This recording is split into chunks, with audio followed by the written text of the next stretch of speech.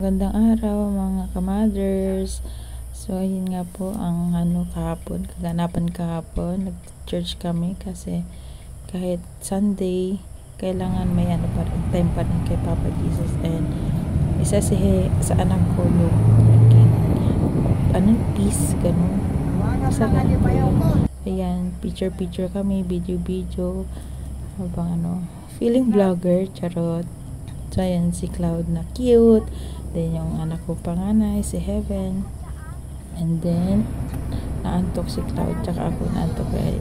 Inaaliw ko lang din namin mga sarili namin. So, then finally, ayan, nakita na kami ni tita, tsaka yung mga anak niya. Kaya relax si Basti. Nakasar ko pa nga din si Basti. For how many long years na hindi kami nagkita, yan. Nagkita-kita rin kami sa wakas. So happy, kwentuhan.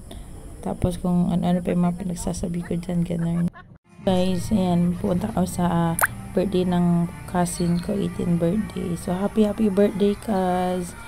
And, yun na yung regalo namin na nakayanan, char. So, yung mga pabebe kong anak. So, yan, ganda. As in, promise, nakaka-proud, nakakaiyak. Yung mga mensahe, mga ano nila, mga wishes nila. So, ayan, wish ko sa'yo, Pash. Yan ka palaging study hard. Study more hard pala.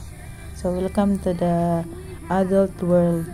So, ingat ka parati. Ate loves you always.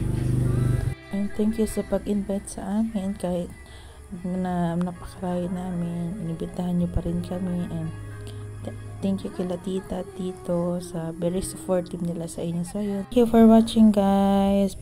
Please support us and like and share and follow po. Thank you. Bye-bye.